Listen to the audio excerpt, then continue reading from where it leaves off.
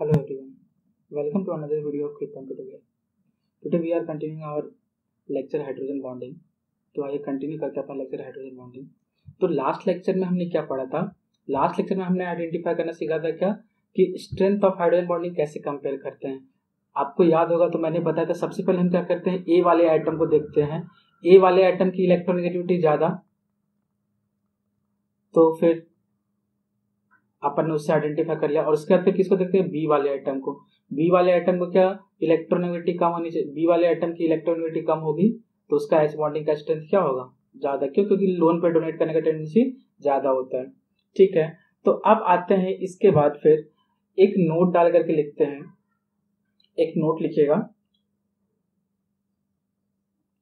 Hydrogen bonding in HF2 molecule, hydrogen bonding in HF2 molecule is higher. तो हमने note डाल दिया यहां पर, नोट FHF, HF2 मतलब FHF, FHF is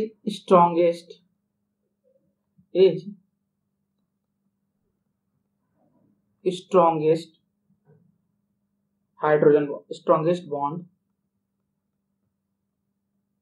among all hydrogen bond, all hydrogen bond except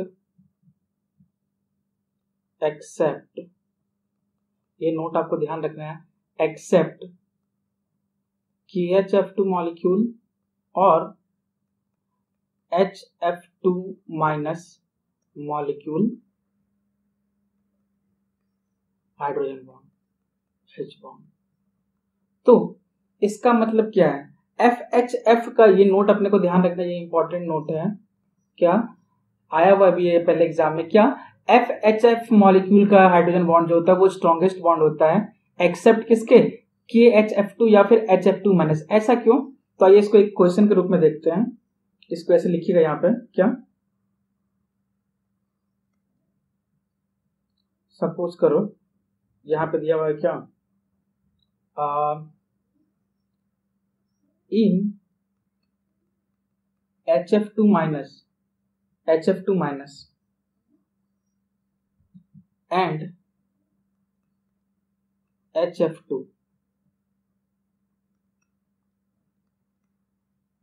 compare the H bond strength। ठीक है, तो हम एक बार पहले दोनों का स्ट्रक्चर बनाते हैं। पहले हम बनाया HF2 माइनस का, तो हमने बनाया F, ये कोवेलेंट बॉन्ड H, फिर यहाँ पर ये हाइड्रोजन बॉन्ड और यहाँ पे F माइनस। ठीक है, इस स्ट्रक्चर का नाम हमने दे दिया A। फिर यहाँ पर हमने HF2 बनाया तो F H single bond F, ये HF2 बनाया। अब यहाँ पर एक चीज ध्यान देंगे अगर हम, तो क्या ये वाला मॉलिक्यूल जो है, ये वाला मॉलिक्यूल क्या रेजोनेंस शो कर रहा है क्या, negative charge with the lone pair of fluorine, negative charge with the lone pair of fluorine. यहाँ पे डेल्टा निगेटिव है, पहले तो ये देखते हैं, यहाँ पे डेल्टा पॉजिटिव है। ठीक है, अभी यहाँ पे लोन पेयर भी है, यहाँ पे भी लोन पेयर, यहाँ पे लोन पेयर है। ठीक है, ये निगेटिव चार्ज यहाँ पे क्या शो कर रहा होगा, रेजोनेंस शो कर रहा होगा। क्या शो कर रहा होगा, रेजोनेंस शो कर रहा होगा। तो ये फिर बाद में अगर हम इसका रेजोनेटिव स्ट्रक्चर बनाएंगे तो कुछ ऐसा हो जाएगा, F माइनस, यहाँ पर से ये ऐसा हो गया H, और अभी ये क्या हो गया F, delta negative delta positive और यहाँ पे माइनस चार्ज। तो ये क्या हो रहा है, रेजोनेंस। तो यहाँ पे हमने लिख लिया सोज रेजो। ठीक है, क्या रेजोनेंस। ठीक है, अभी यहाँ पे HF2 मॉलिक्यूल का हमने बनाया। अच्छा सपोज करो क्या हमें बॉन्ड लेंथ भी कंपेयर करना है, तो इसका नाम X दिया हमने, इसका नाम क्या दिया है Y। ठीक है, इसका भी नाम हमने X दिया है और इसका भी नाम हमने क्या दिया है Y। ठीक है, सबसे पहले तो आपको ये पता चले रेजोनेंस के कारण ये ज्यादा स्टेबल हो गया है क्या, तो ए वाले का स्ट्रेंथ ज्यादा है, क्या है एच बॉन्ड स्ट्रेंथ किसकी ज्यादा, ए ग्रेटर देन बी। ठीक है, अब क्या करते हैं हम एक बार बॉन्ड लेंथ का कंपैरिजन करते हैं, एक बार क्या करते हैं बॉन्ड लेंथ का कंपैरिजन करते हैं। तो बॉन्ड लेंथ का कंपैरिजन करें, ए मॉलिक्यूल में क्या हो रहा है, ए मॉलिक्यूल में क्या x will be equal to y, क्या ये कोवेलेंट बॉन्ड था, ये वाला क्या था कोवेलेंट बॉन्ड था, ठीक है, और ये हाइड्रोजन बॉन्ड था, तो क्या होना चाहिए था अपने पास, क्या हाइड्रोजन बॉन्ड वीक है कोवेलेंट से, तो y ग्रेटर देन x होना चाहिए था, लेकिन क्या यहाँ पे रेजोनेंस हो रहा है, क्या रेजोनेंस हो रहा है, तो क्या दोनों बॉन्ड लेंथ इक्वल हो जाएगा, तो x इक्वल टू y कर दिया। और b वाले स्ट्रक्चर में क्या होगा, ये कोवेलेंट है और ये हाइड्रोजन बॉन्ड है, ये क्या है H बॉन्ड, तो H बॉन्ड वीकर होता है कोवेलेंट से, वीकर होता है, तो इसका मतलब उसका बॉन्ड लेंथ ज्यादा है क्या, तो y is greater than x। तो अब आपको कुछ समझ में आ रहा होगा क्या कि क्यों HF2 मॉलिक्यूल जो है वो ज्यादा, उसका H बॉन्ड का स्ट्रेंथ ज्यादा है, और क्यों FHF के कंपैरिजन में बाकी सारे जितने भी मॉलिक्यूल हैं उन सब में FHF का ज्यादा होगा एक्सेप्ट किसके KHF2 के। ठीक है, रीजन आपको समझ में आ गया। तो आप इसके बाद एक चीज और लिख सकते हैं, क्या इसका रीजन क्या था, तो यहां पे हमने लिख दिया रीजन पहला due to resonance, due to resonance, ठीक है, H bond is stronger in HF2 minus. ठीक है क्या, ठीक है, तो ये हमने देख लिया। ये नोट आपको ध्यान रखना है, क्या ये नोट आपको मैंने जो लिखा है पहला, क्या कि HF2 का जो हाइड्रोजन बॉन्ड होता है वो सबसे ज्यादा स्ट्रांग होता है एक्सेप्ट किसके, HF2 माइनस के। रीजन क्या मैंने बताया, रीजन ये है कि HF2 माइनस में क्या होने लगा, रेजोनेंस होने लगा है, रेजोनेंस होने लगा है, तो ऑब्वियस सी बात है क्या वो ज्यादा स्टेबल हो जाएगा नॉर्मल वाले से, तो इसीलिए क्या हो जाएगा उसके H बॉन्ड का स्ट्रेंथ ज्यादा हो गया। तो हमने वहां पे, और बॉन्ड लेंथ का भी हमने कंपेरिजन देख लिया, अगर HF2 माइनस होगा तो x इक्वल टू y हो गया क्या, और अगर नॉर्मल रहा तो क्या x लेस देन y हो गया, क्यों, क्योंकि x वाला जो था वो कोवेलेंट बॉन्ड था और y वाला जो था वो हाइड्रोजन बॉन्ड का बॉन्ड लेंथ था, तो हाइड्रोजन बॉन्ड वीकर होता है तो इसलिए उसका बॉन्ड लेंथ क्या हो गया ज्यादा, तो हमने यहाँ पे रीजन लिख दिया। अच्छा, तो अब ऐसा हो गया तो जैसे KHF2 मॉलिक्यूल हो रहा है तो क्या KHCl2 नहीं हो सकता क्या, तो एक क्वेश्चन हम ये भी लिखते हैं, like KHF2 molecule KHCl2 molecule does not exist, KHCl2 molecule does not exist,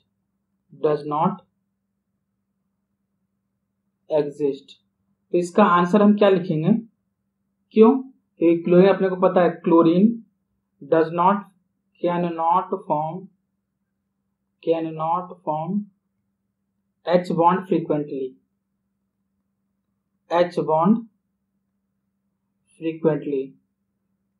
chlorine सिर्फ 3 ही कंपाउंड में बनाता है, क्लोरीन सिर्फ 3 ही कंपाउंड में हाइड्रोजन बॉन्डिंग शो करता है, chlorine only shows hydrogen bonding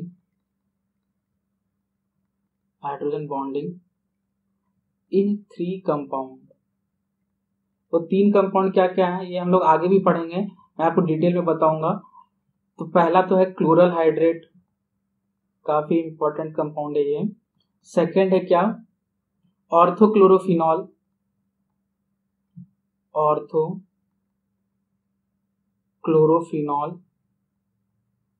और थर्ड कंपाउंड एक इनऑर्गेनिक कंपाउंड है CSHCl2। इसमें क्लोरीन, ये 3 कंपाउंड है, जिसमें क्लोरीन का शो करता है, H बॉन्डिंग शो करता है, ठीक है। तो KHF2 मॉलिक्यूल की तरह KHCl2 क्यों एग्जिस्ट नहीं करता, क्योंकि क्लोरीन उतना फ्रीक्वेंटली H बॉन्डिंग नहीं शो करता, ठीक है। अब आते हैं हम लोग थोड़ा आगे बढ़ते हैं, स्टार्ट करते हैं क्या, type of hydrogen bonding. Start करते हैं टाइप ऑफ हाइड्रोजन बॉन्डिंग। तो हेडिंग डालेगा टाइप ऑफ हाइड्रोजन बॉन्डिंग। हमने लिखा यहाँ पे type of H bonding, type of H bonding. ठीक है, हाइड्रोजन बॉन्ड जो होते हैं वो दो टाइप के होते हैं। हाइड्रोजन बॉन्ड जो होते हैं वो दो टाइप के होते हैं। तो हमने यहाँ पे दो टाइप बना दिया इसका, इनके बीच में कॉलम खींच लेते हैं। ठीक है, एक होता है intermolecular hydrogen bonding, inter molecular H bond, और दूसरा होता है इंट्रामॉलिक्यूलर। दूसरा क्या होता है?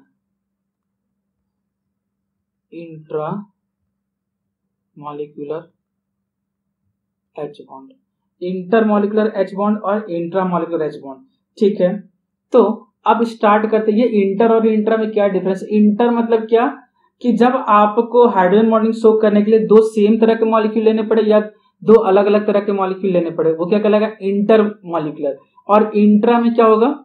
इंट्रा में होगा क्या कि एक ही मॉलिक्यूल के अंदर हाइड्रोजन बॉन्डिंग शो होने लगेगा। तो हम यहां पे लिखते हैं सबसे पहले क्या कि when H bonding form between two same or different molecule,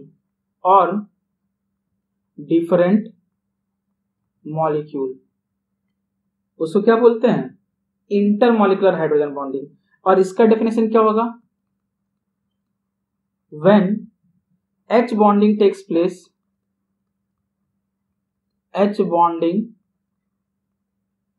place within the molecule,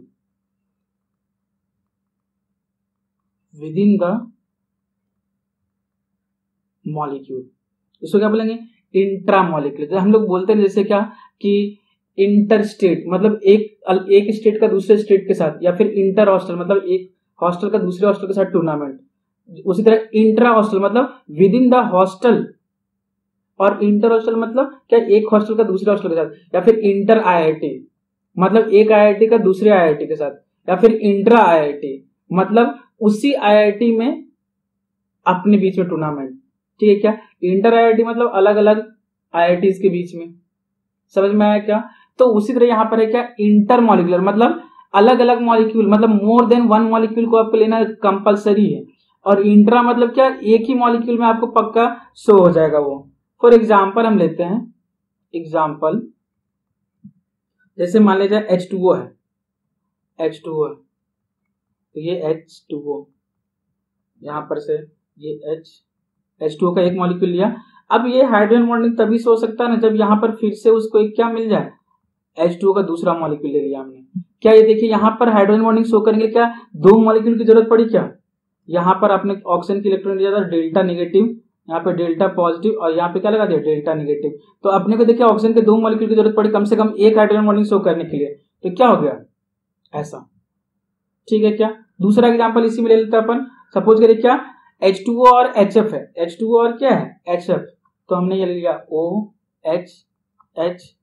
अब अगर हाइड्रोजन ए एटम से तो अटैच हो गया, क्या बी एटम से अटैच होना बाकी है? क्या बी एटम से मान लीजिए HF है, तो HF का फ्लोरीन वाला साइड यहाँ पर से हमने जोड़ दिया। यहाँ पर क्या होगा? डेल्टा नेगेटिव, डेल्टा पॉजिटिव और डेल्टा नेगेटिव। दिख रहा है क्या? तो ये क्या हो गया?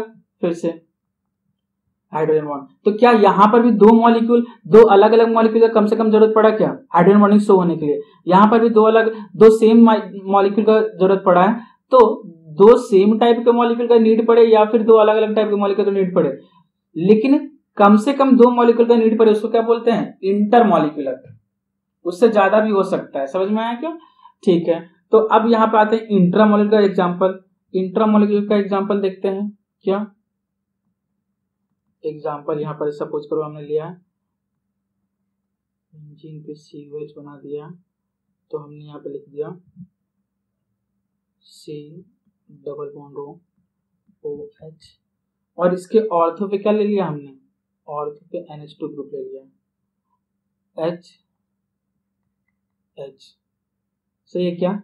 ये ऑर्थो पे NH2 ग्रुप आ गया। अभी यहाँ पे देखते हैं क्या क्या ये OHN, ये OHN क्या हाइड्रोजन बॉन्डिंग यहाँ पे हो रहा है क्या? तो ये वाला प्लेस कौन सा है? H बॉन्डिंग वाला, H बॉन्डिंग वाला। हाइड्रो इंट्रामोलिकुलर की सबसे खास बात है ना, उसमें 5 मेंबर या 6 मेंबर रिंग फॉर्म होता है। 5 मेंबर, यहाँ पे देखते कितना मेंबर रिंग फॉर्म हुआ है, 1 2 3 4 5 6, तो यहाँ पे भी 6 मेंबर रिंग फॉर्म हुआ है क्या? इंट्रामोलिकुलर में क्या होगा? 6 मेंबर रिंग या फिर 5 मेंबर रिंग फॉर्म होगा। अच्छा, ये तो ऑर्थो वाला था। अगर हम क्या करें कि मेटा पे ले लें तो क्या सेम चीज होगा क्या? एक बार स्ट्रक्चर बना के देखते हैं हम।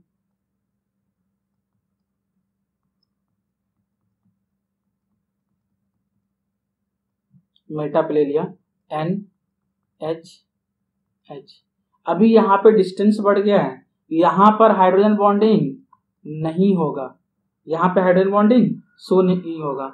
तो यहाँ पे लिखते हैं this molecule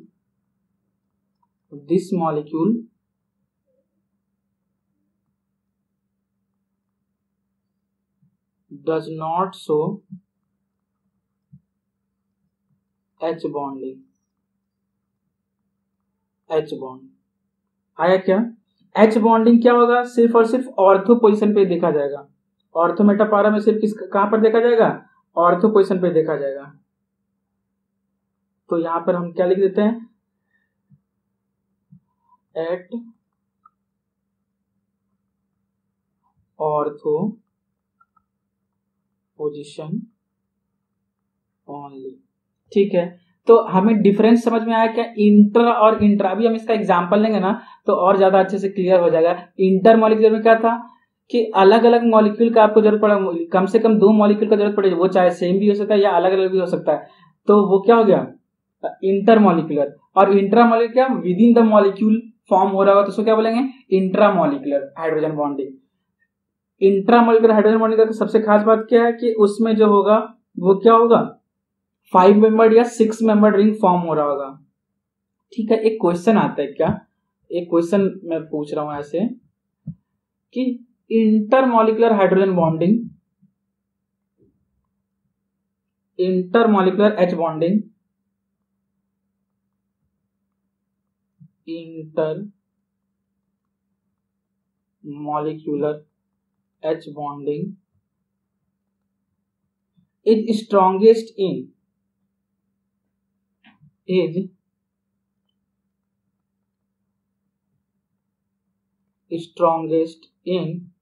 first solid, second liquid. ये आपको खुद से सोच लेना है, आसान सा है। सॉलिड, लिक्विड और थर्ड क्या है? गैस, और फोर्थ क्या है? ऑल। तो इसका आंसर क्या होगा? स्ट्रॉन्गेस्ट किस में होगा? ऑब्वियस सी बात है, सॉलिड में पार्टिकल के बीच का डिस्टेंस कम है क्या? सॉलिड में पार्टिकल का डिस्टेंस क्या है? कम है। तो इसका आंसर क्या हो जाएगा? डिस्टेंस कम है तो ऑब्वियस सी बात है H बॉन्डिंग का डिस्टेंस क्या होगा? ज्यादा, सॉलिड, ठीक है। यहाँ पे साइड में लिख लेते हैं अपन स्मॉलर डिस्टेंस, साइड में क्या लिख लिया? स्मॉलर डिस्टेंस, ठीक है। अब आते हैं हम कुछ एग्जाम्पल लेना चालू करते हैं, किसके? इंटरमोलिकुलर H बॉन्डिंग के। ये एग्जाम्पल जो लूंगा मैं, ये एग्जाम वगैरह में बहुत आते हैं, तो इसको अच्छे से देखिएगा, इसमें अच्छे एग्जाम्पल लूंगा। इंटरमोलिकुलर H बॉन्डिंग एग्जाम्पल, इसमें सबसे पहले एग्जाम्पल हम लेते हैं इनऑर्गेनिक मॉलिक्यूल का। इनऑर्गेनिक मॉलिक्यूल का, ठीक है। सबसे पहला एग्जांपल हम लोग क्या लेते हैं कि मान लिया जाए ये NH3 ले लिया, क्या ले लिया? NH3। तो हमने यहाँ पे NH3 अपने को बनाना है, NH3, ठीक है क्या? ये लिक्विड NH3 है, ये क्या है? लिक्विड NH3 है, NH3 लिक्विड। तो इसमें हाइड्रोजन बॉन्डिंग कैसे शो होगा? इंटरमोलिकुलर। पहले तो इसका शेप ऐसा कुछ होता है, NH बना दिया। क्या अपने पास नाइट्रोजन का लोन पेयर बाकी है क्या, ये नाइट्रोजन का लोन पेयर रहा, ठीक है। ये क्या होगा, हाइड्रोजन बॉन्ड के थ्रू कनेक्टेड होगा दूसरे नाइट्रोजन के हाइड्रोजन के साथ, ये फिर से ऐसा बना दिया, फिर से ऐसा बना दिया, ठीक है क्या। फिर से यहाँ पे ये नाइट्रोजन के पास क्या है, लोन पेयर है, ये फिर से हाइड्रोजन बॉन्ड के थ्रू कनेक्टेड होगा दूसरे एन के एच के साथ, तो ये हो गया क्या, NH3 लिक्विड। ये क्या हो गया, NH3 लिक्विड, ठीक है क्या, ठीक है। ये वीक हाइड्रोजन बॉन्ड होता है, ये क्या होता है, वीक हाइड्रोजन बॉन्ड होता है। अब दूसरा एग्जांपल हम लोग लेते हैं क्या, HF मॉलिक्यूल। किसका एग्जांपल ले रहे हैं, HF मॉलिक्यूल, ठीक है। दूसरा एग्जांपल हम लोग ले रहे हैं HF मॉलिक्यूल, HF मॉलिक्यूल, ये एग्जांपल आप लोग नोट कर लीजिए, HF molecule. Second HF solid, HF solid, ठीक है। इसका एग्जांपल, इसका स्ट्रक्चर कुछ इस टाइप से होता है, क्या ये H बनाया, ये F बनाया, फिर ये हाइड्रोजन बॉन्डिंग के थ्रू क्या हो गया, H लिखा, और फिर यहाँ पे क्या किया, F बनाया, फिर हाइड्रोजन बॉन्डिंग के थ्रू यहाँ पर क्या लिखा, H लिखा, फिर यहाँ पे F बनाया, फिर हाइड्रोजन बॉन्डिंग के थ्रू यहाँ पे H लिखा, और फिर यहाँ पे क्या लिखा, F बनाया, फिर हाइड्रोजन बॉन्डिंग के थ्रू ऐसे किया, H लिखा, और फिर क्या लिखा यहाँ पे कोवेलेंट बॉन्ड के थ्रू F बनाया, एंड सो ऑन, ये ऐसे क्या होता गया, आगे बढ़ते गया, ठीक है। हाँ, अभी एक चीज यहाँ पे देखते हैं क्या, कि ये जिगजैग स्ट्रक्चर फॉर्म हो रहा है, कैसा स्ट्रक्चर फॉर्म हो रहा है, जिगजैग, तो जिगजैग चेन। यहाँ पर एक चीज देखते हैं क्या, फ्लोरीन जो है ये क्या है, इंटरमीडिएट में, यहाँ पे हाइड्रोजन क्यों नहीं आया, क्योंकि हाइड्रोजन दो ऑर्बिटल, हाइड्रोजन के पास बस एक ही ऑर्बिटल होता है, ठीक है क्या। तो यहाँ पे फ्लोरीन, ये एंगल जो होता है, ये एंगल होता है 120 to 140 डिग्री, 120 to 140 डिग्री आया क्या। ये एंगल कितना होता है, 120 से 140 डिग्री। यहाँ पे जो तीन कंजिक्यूटिव एफ होते हैं, ये एफ, तीन कंजिक्यूटिव एफ, ये एफ और ये एफ, ये किस शेप में होते हैं, वी शेप में। 3 consecutive F is in V shape। ये दूसरा एग्जांपल हो गया। अभी यहां पर एक चीज, ये स्ट्रक्चर नहीं होगा, ध्यान रखिएगा आप लोग क्या, कि ये गलती से भी ये स्ट्रक्चर मत बना दीजिएगा, क्या F H F H F H, ये स्ट्रक्चर गलत है, क्यों, hydrogen have not to orbital, hydrogen have not to orbital, ठीक है क्या। तो ये HF सॉलिड का एग्जांपल हो गया, ठीक है। अब हम लोग दूसरा एग्जांपल लेते हैं क्या, H2O लिक्विड। ये एग्जाम में आता है काफी, H2O सॉलिड और H2O लिक्विड। तो पहले देखते हैं H2O लिक्विड क्या है अपने पास, H2O लिक्विड। H2O लिक्विड तो क्या है, सिंपल है। थर्ड एग्जांपल H2O लिक्विड, इसका स्ट्रक्चर कैसा होता है, सिंपल सा होता है, क्या, लॉन्ग चेन के फॉर्म में होता है, OH ऐसे बना दिया, इधर लोन पर होगा रखा हुआ, ठीक है। यहाँ पर से ये हाइड्रोजन बॉन्ड के थ्रू यहाँ पर अटैच होगा, OH, ठीक है क्या। ये देखिए यहाँ पर क्या हो गया, OHO, AH भी कुछ फॉर्म हो रहा है क्या, OHO, यहाँ पे क्या लगा दिया, डेल्टा निगेटिव डेल्टा पॉजिटिव, यहाँ पे भी क्या लगा दिया, delta negative, hydrogen bond form हो रहा है। फिर यहाँ पर से फिर से क्या हो जाएगा, हाइड्रोजन बॉन्ड के थ्रू अटैच्ड होगा, OH, ठीक है। फिर यहाँ पर से हाइड्रोजन बॉन्ड के थ्रू OH, ठीक है क्या। ये एंगल कितना होता है, टेट्रा। यहाँ पे एक चीज देखते हैं क्या, इसका शेप क्या होता है, बेंट शेप होता है या वी शेप होता है, इसका बॉन्ड एंगल कितना होता है, 107 डिग्री सेल्सियस, 105 डिग्री सेल्सियस, ठीक है क्या। तो ये हो गया अपने पास। अब यहाँ पर ये हो गया अपने H2O लिक्विड। बात यहाँ ये क्या है, लॉन्ग चेन के फॉर्म में, ये किस फॉर्म में है, लॉन्ग चेन के फॉर्म में, ठीक है क्या। अब आते हैं क्या, H2O सॉलिड। ये इस पे बेस्ड क्वेश्चन आ रहे हैं, क्या आते हैं, आ चुके हैं मतलब बहुत बार। तो H2O सॉलिड जो होता है उसका स्ट्रक्चर क्या होता है? H2O सॉलिड जो होता है वो टेट्राहेड्रल शेप का होता है। वो कैसा शेप का होता है? टेट्राहेड्रल शेप का होता है। तो देखिएगा मैं यहाँ पे ऐसे बना रहा हूँ H2O सॉलिड को। ये H2O पहले बनाया, H, ठीक है। यहाँ पर इसके दो लोन पेयर हैं क्या? ये एक लोन पेयर है, ये एक लोन पेयर है, ठीक है। यहाँ पर से क्या होगा, इसके पास से एक H2O सराउंडेड होगा, तो यहाँ पर हमने ऐसे लिख दिया OH, यहाँ पर से भी वैसे ही सराउंडेड होगा OH, ठीक है। यहाँ पर से जो होगा ये H2O का ऐसे सराउंडेड होगा HOH, यहाँ पर से कैसे सराउंडेड होगा HOH। आया क्या? तो ये देखिएगा, ये जो स्ट्रक्चर होता है अगर आप ध्यान से देखेंगे तो ये स्ट्रक्चर, इसमें H2O के ये एक H2O मॉलिक्यूल कितने वाटर मॉलिक्यूल से सराउंडेड है?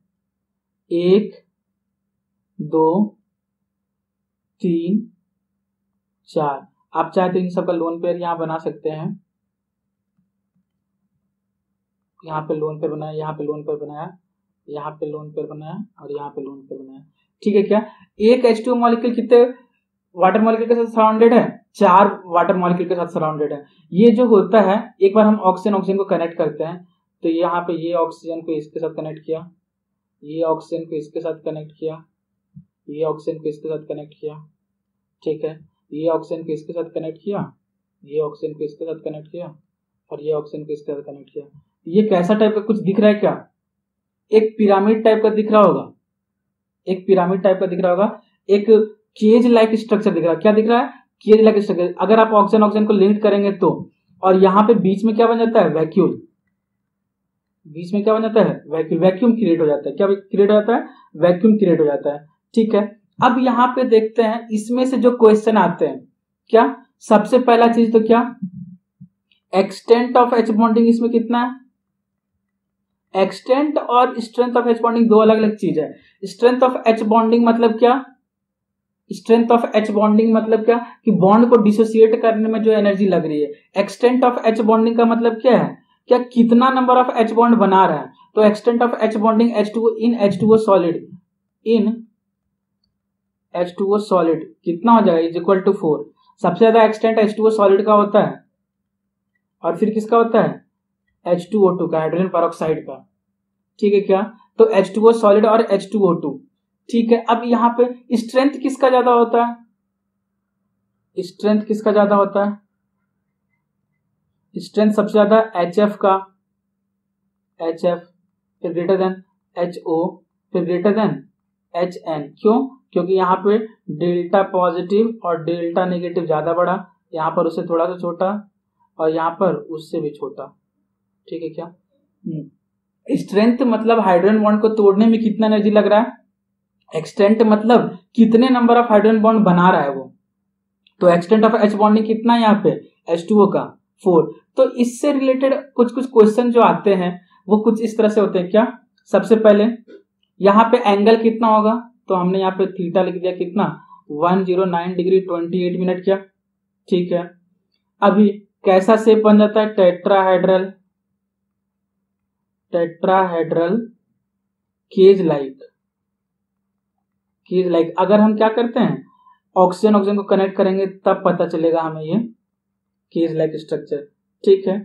तो इससे रिलेटेड कुछ कुछ क्वेश्चन जो आता है, क्या कि अच्छा एक चीज और, यहाँ पे ये जो था, जब भी क्वेश्चन ये आता है क्या कि वाटर की डेंसिटी क्या होती है, 4 डिग्री 4 डिग्री सेल्सियस पे मैक्सिमम क्यों होती है, आइस क्यों फ्लोट करता है वाटर पे, ठीक ना, या फिर आइस जो होता है 0 डिग्री सेल्सियस के बाद क्यों मेल्ट हो जाता है, वो जो केज लाइक स्ट्रक्चर होता है वो क्यों मेल्ट हो जाता है। तो ये सब क्वेश्चन, और या फिर एक वाटर मॉलिक्यूल कितने number of hydrogen bonding, solid medium में कितने हाइड्रोजन बॉन्डिंग शो कर रहा है। तो हम क्वेश्चन पहले लिख लेते हैं, क्या क्या क्वेश्चन इससे अराइज हो सकता है। पहला question,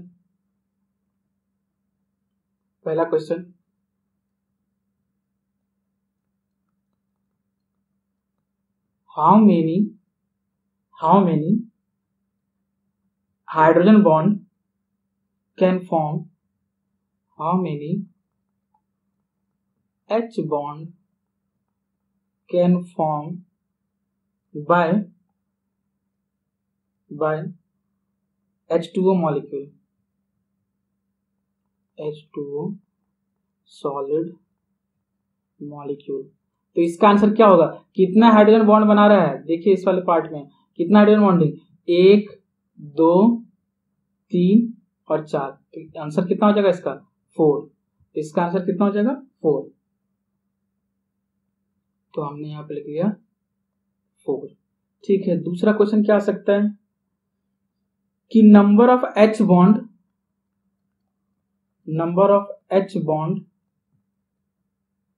is to number of H2O molecule का रेशियो क्या होगा, नंबर ऑफ H2O मॉलिक्यूल का रेशियो क्या होगा। तो इसका आंसर कितना H बॉन्ड बन रहा था 4, कितना बन रहा था H बॉन्ड 4, और H2O मॉलिक्यूल कितना लिया है हमने यहाँ पर अगर आप ध्यान देंगे तो H2O मॉलिक्यूल हमने एक H2O मॉलिक्यूल, और इन सब को मिक्स करेंगे मर्ज करेंगे तो फिर कितना हो जाएगा 2 H2O मॉलिक्यूल बन जाएगा।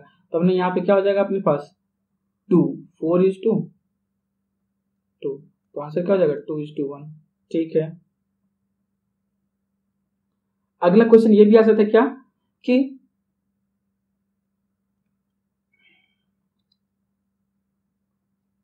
why water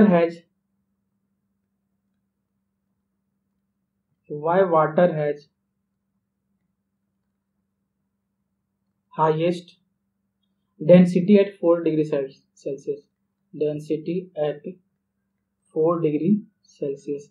तो इसको एक बार स्ट्रक्चर से समझते हैं कैसा था, क्या कि देखिएगा यहाँ पर अभी क्या हुआ है, जैसे ही ये H2O मॉलिक्यूल था, ठीक है, 4 वाटर मॉलिक्यूल के साथ सराउंड हुआ है, सराउंड होने के बाद क्या हुआ है, यहाँ पर ये हम H2O को एक बार सर्कल में घेर रहे हैं, ठीक है,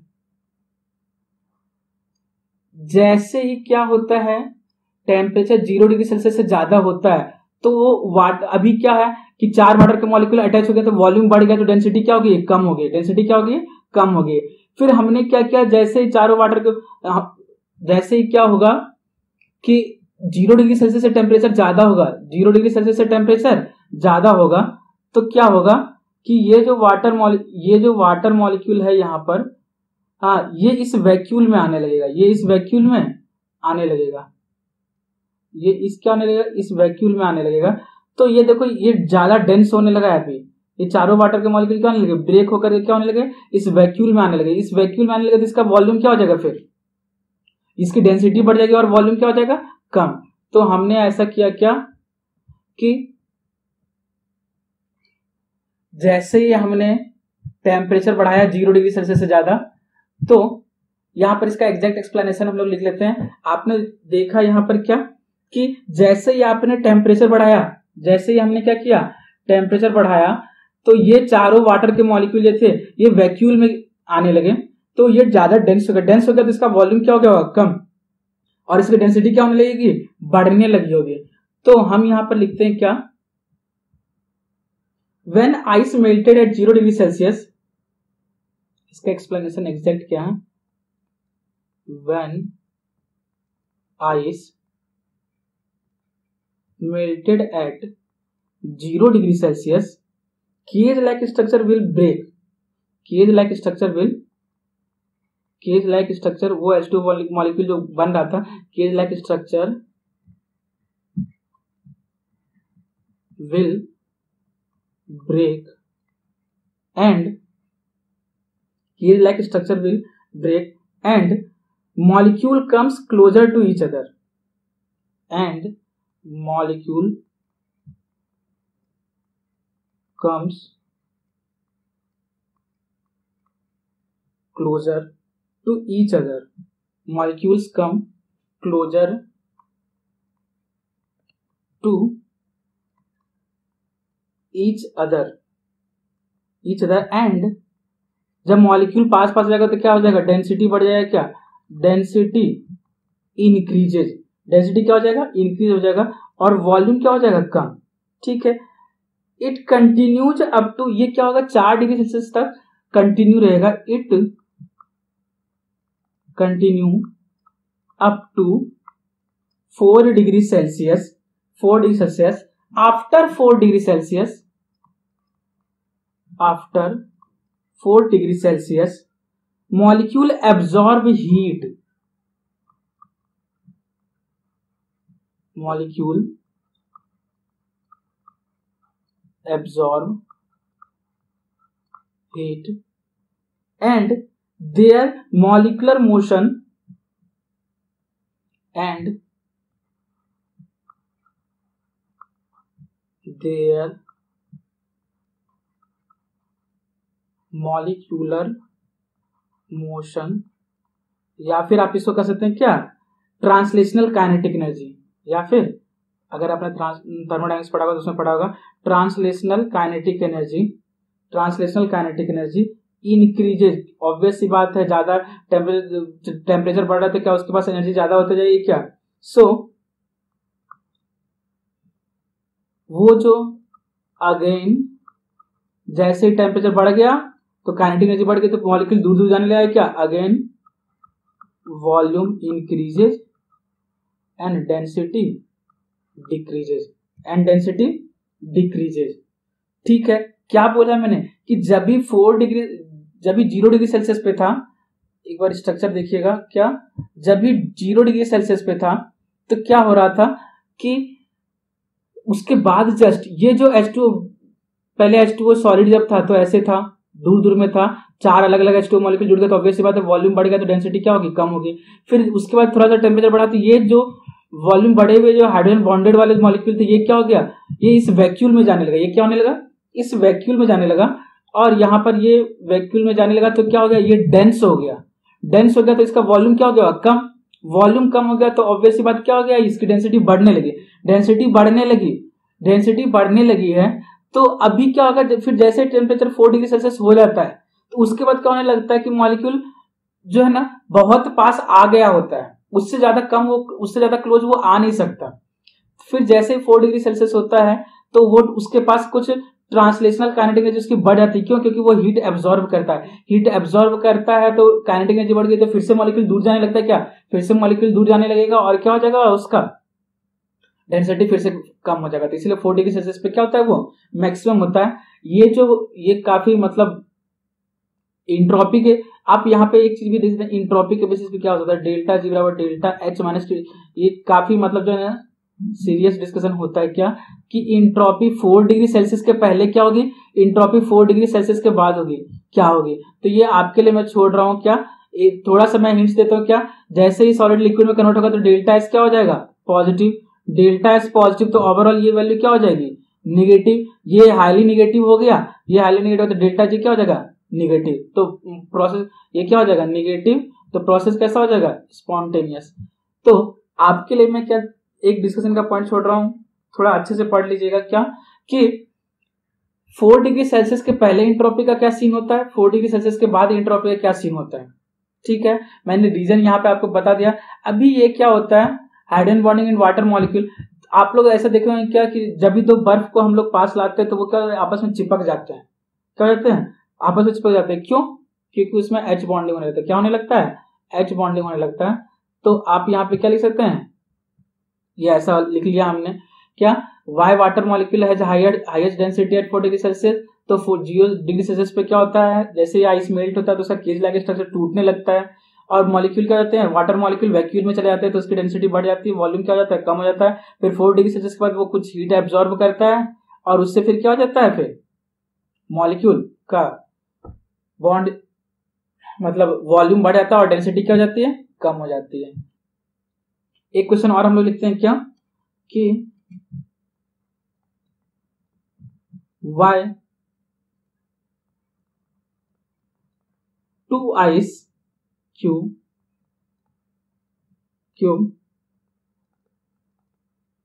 join to each other when they keep closure, जब भी दो आइस मॉलिक्यूल को पास लाते हैं तो वो क्या ज्वाइन हो जाते हैं, क्यों, तो रीजन क्या है इसका? Simple simple hydrogen bonding. Reason क्या है? H bond. ठीक है क्या? अभी एक क्वेश्चन और भी अराइज होता है, क्या HF में भी हाइड्रोजन बॉन्डिंग होता है, H2 में भी हाइड्रोजन बॉन्डिंग होता है, लेकिन HF जो होता है HF में ज्यादा स्ट्रॉन्ग हाइड्रोजन बॉन्डिंग है, H2O लिक्विड होता है, लेकिन HF क्या होता है? गैस। तो एक क्वेश्चन हमने यहाँ पे लिखा HF form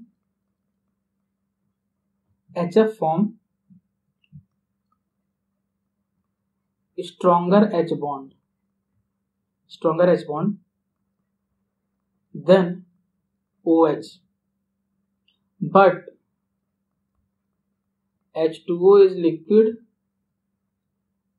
and HF is gas. Why? अभी उसमें बॉन्ड ज्यादा स्ट्रॉन्ग है तो पार्टिकल पास पर रहना चाहिए, तो वो गैस में क्यों है? उसको तो सॉलिड में रहना चाहिए था, या कम से कम लिक्विड में तो रहना चाहिए था। तो इसका रीजन क्या होता है कि HF जो होता है वो मैक्सिमम 2 हाइड्रोजन फॉर्म कर सकता है। HF can form maximum 2H bond, लेकिन but H2O can form 4H bond. कैसे? ये मैंने आपको पहले HF के स्ट्रक्चर में बताया होगा, वहां पे आपने देखा क्या एक HF मॉलिक्यूल से 2 हाइड्रोजन बॉन्डिंग बन रहे थे। नहीं तो आप एक बार फिर से देख लेते हैं यहाँ पर HF मॉलिक्यूल का स्ट्रक्चर। ये देखिए, ये एक HF का स्ट्रक्चर, ये एक HF है। कितना हाइड्रोजन बॉन्ड यहाँ पर, इसका एक्सटेंट कितना है HF का? इस HF का एक्सटेंट देखते हैं, एक इधर से हाइड्रोजन बॉन्ड बन रहा है, एक इधर से हाइड्रोजन बॉन्ड बन रहा है। क्या 2 ही बन रहा है क्या एक HF से?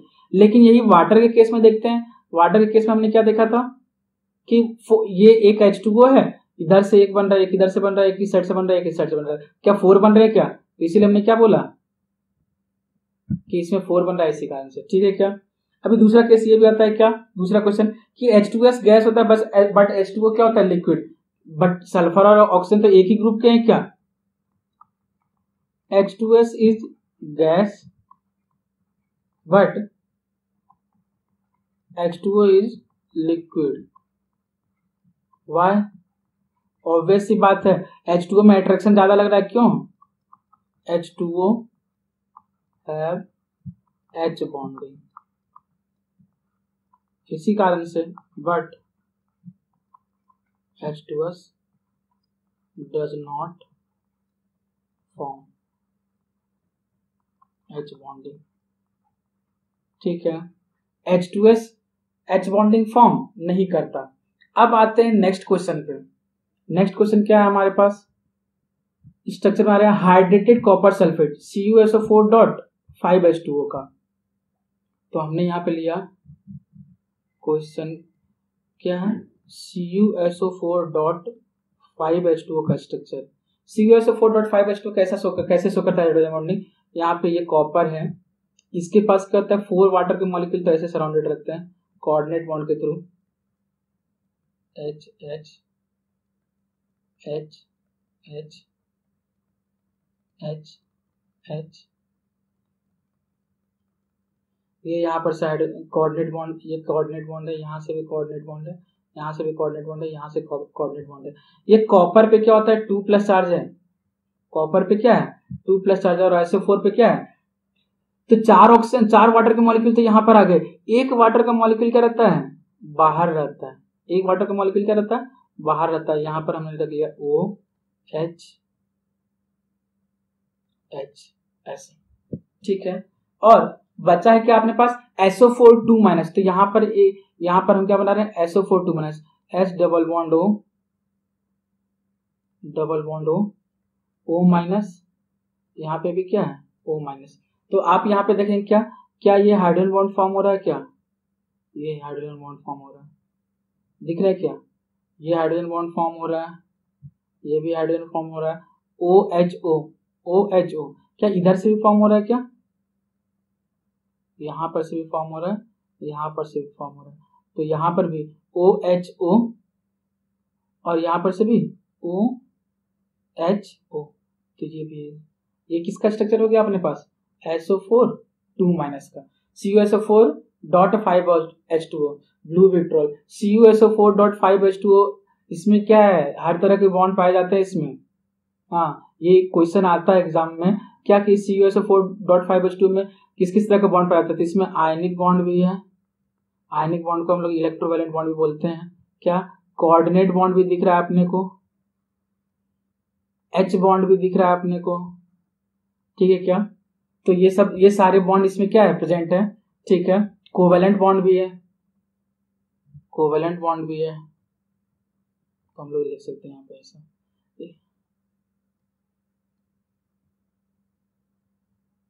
ऑल दीज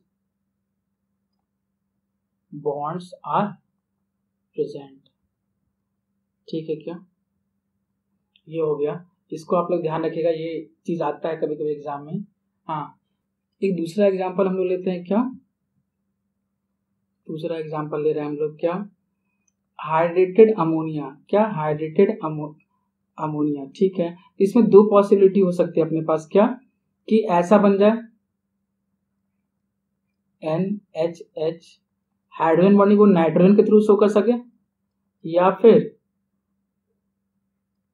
ये बन गया H2O, ये लोन पेयर, ठीक है।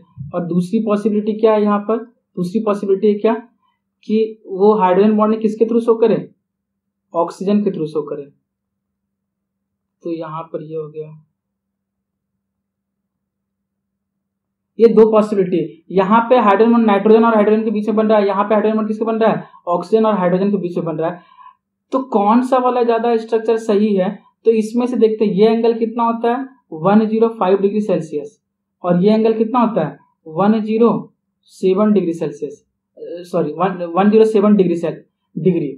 तो ये है 105 डिग्री और ये क्या है 107 डिग्री। अच्छा, यहाँ पे अगर बॉन्ड एंगल ज्यादा है, बॉन्ड एंगल ज्यादा है, तो क्या परसेंटेज एस कैरेक्टर ज्यादा होगा, क्या परसेंटेज एस कैरेक्टर ज्यादा, तो यहाँ पे परसेंटेज एस कैरेक्टर ज्यादा, तो क्या लोन पेयर के पास क्या परसेंटेज एस कैरेक्टर कम होगा क्या, तो यहाँ पे परसेंटेज एस कैरेक्टर ज्यादा है, तो यहाँ पे परसेंटेज एस कैरेक्टर क्या होगा, कम, परसेंटेज एस कैरेक्टर कम तो परसेंटेज पी कैरेक्टर ज्यादा, परसेंटेज पी कैरेक्टर ज्यादा तो ज्यादा पोलराइजिंग, क्या पोलराइजिंग, ये हमने फजांसुल में पढ़ा है। तो ये वाला बॉन्ड एंगल कम था, यहाँ पे बॉन्ड एंगल ज्यादा है, ये 107 डिग्री सेल्सियस है और ये 107 डिग्री और ये 105 डिग्री है, ठीक है क्या। तो अब एक चीज यहाँ पे ध्यान देते हैं, यहाँ पे परसेंटेज एस कैरेक्टर ज्यादा, इस वाले पार्ट पे देखते हैं, यहां पर से यहाँ पे बॉन्ड एंगल ज्यादा है तो परसेंटेज एस कैरेक्टर क्या हो गया ज्यादा, परसेंटेज एस कैरेक्टर ज्यादा, तो फिर क्या हो गया, परसेंटेज एस कैरेक्टर अगर यहाँ पे ज्यादा होगा तो यहाँ पे परसेंटेज एस कैरेक्टर क्या हो गया है, कम हो गया है क्या, यहाँ पे परसेंटेज एस कैरेक्टर कम तो परसेंटेज पी कैरेक्टर ज्यादा, तो बॉन्ड क्या हो गया ज्यादा पोलराइजिंग हो गया क्या, तो ये वाला ज्यादा पोलराइजिंग है, और जो ज्यादा मोर पोलराइजिंग